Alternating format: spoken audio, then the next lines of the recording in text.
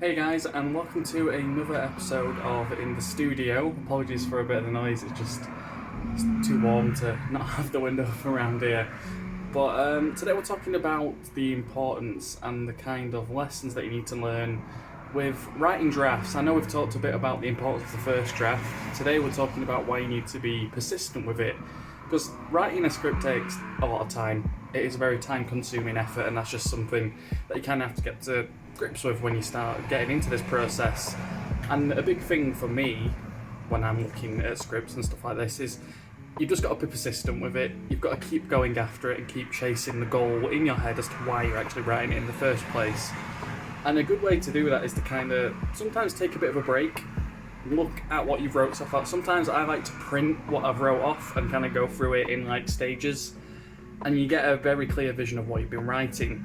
But like I say, it's going to take time. It's going to take a hell of a lot of time, and that could be a bit daunting to some of you, but it's worth it in the end, because the result of having something that you've kind of put your labour of love into is immensely satisfying. I can speak to this a lot with The Grim Truth, which had an amazing script written by Eileen Wilson, and me and Jake have kind of done tweaks to it to kind of make it our own when we've gone to shoot it, and getting to that part where we all felt comfortable with the finished draft was just an immense feeling. I can remember being sat in our little JumpCut office that we haven't been to in a while, but I was sat there with Jacob when we did like the kind of final words, and it felt so good after all those drafts we'd been through. It felt immense to get to that point. So what I'm trying to say again is just be persistent, don't lose hope, because it is worth that end result.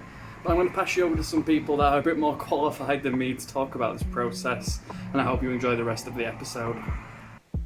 So, if writing is kind of like a party, then rewriting is pretty much clearing up afterwards.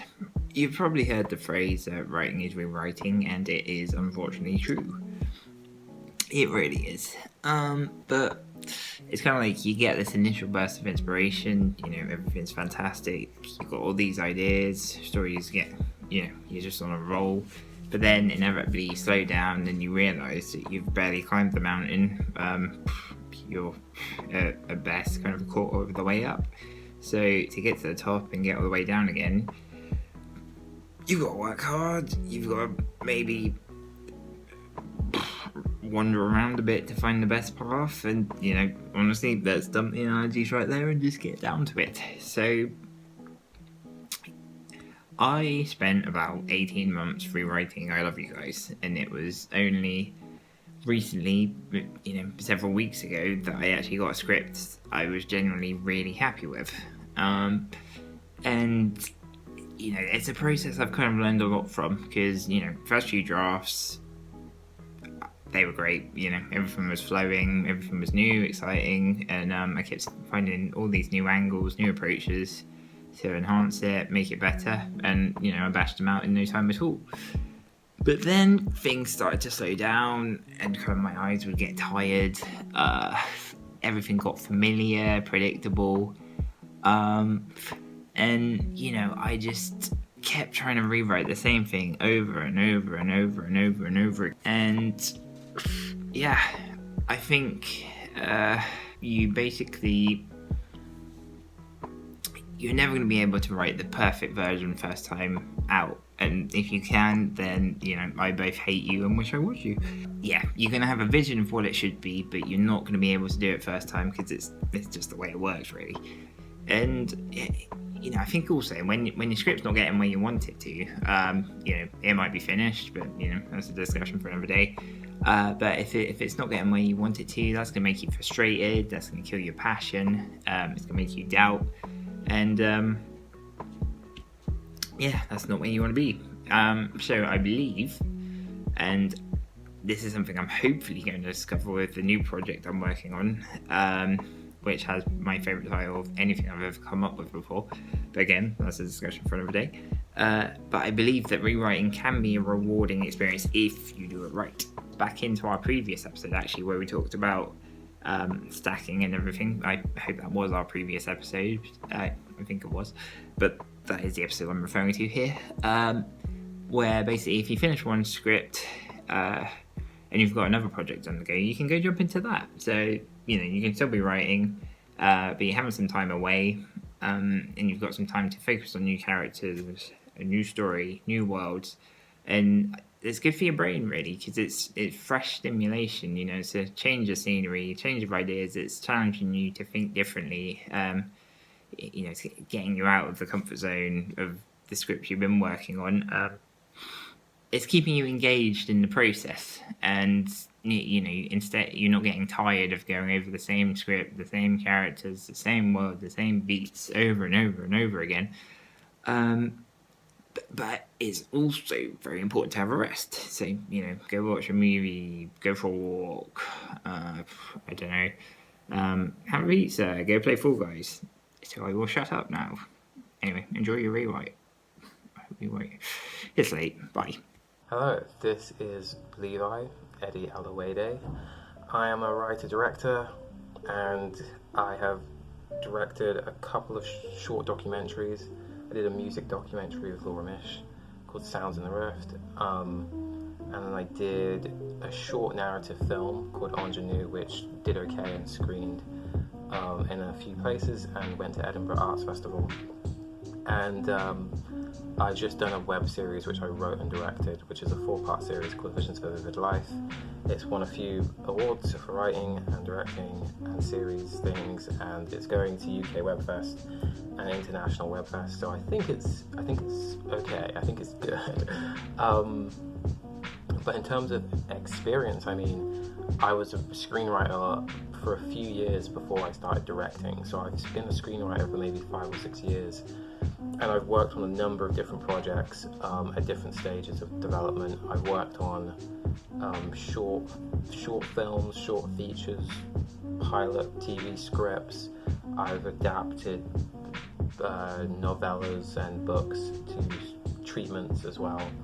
I've written features and developed features with producers. And I've worked with a few pretty amazing people in the industry, so I'm quite proud of that. So in terms of writing, I've done pretty much everything at this point. Not that I've done everything well, but I've definitely tried my hands at lots of different genres and formats, especially formats. And the drafting process of writing a film or writing a TV script or a short film has always been about the same. It usually takes about 10 drafts, and the first film I got, like writing-wise, was a short film that was my original story, and I got a producer who was amazing and wanted to direct the film, and that took about 12 months of rewriting and writing drafts.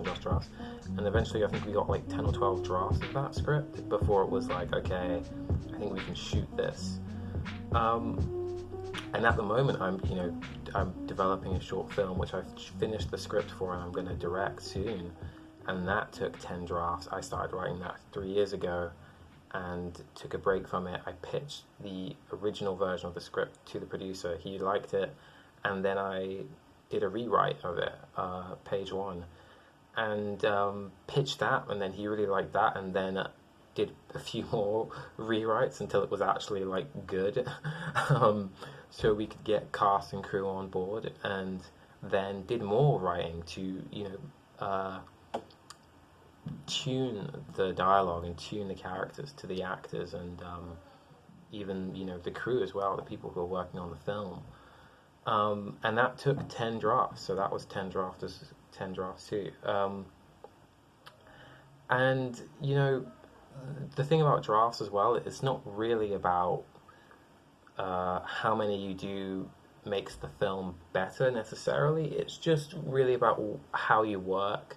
I like to work in very concentrated pockets of time, and I will make a new draft or say that it is a new draft and send it out if I think that there's enough information about where the product is going that the cast or the director or the producer should really see this before I keep going. Knowing what the goal of the scene is now, what the character's goal of that scene is, what things are changing, what needs to be changed. I try and be very technical and quick and efficient about how I write. It's not really an ethereal process unless I've done enough of that to the point where I can look at a certain moment in the script and be like, oh, I think I'm gonna like make it poetic here. I think that's just the way that it works, because it's such a mechanical process, screenwriting, compared to other forms of writing. So that's just what works for me. Things I worry about later, I mean, there are just some things in a screenplay that aren't as important, like poetic writing. I don't really worry too much about that stuff unless I'm directing it and I know this is what I want for this. I try and keep it as simple as possible. In fact, the more drafts I write, the more I cut out. The more I'm like, this needs to be simpler, this can be simpler, this description's too long.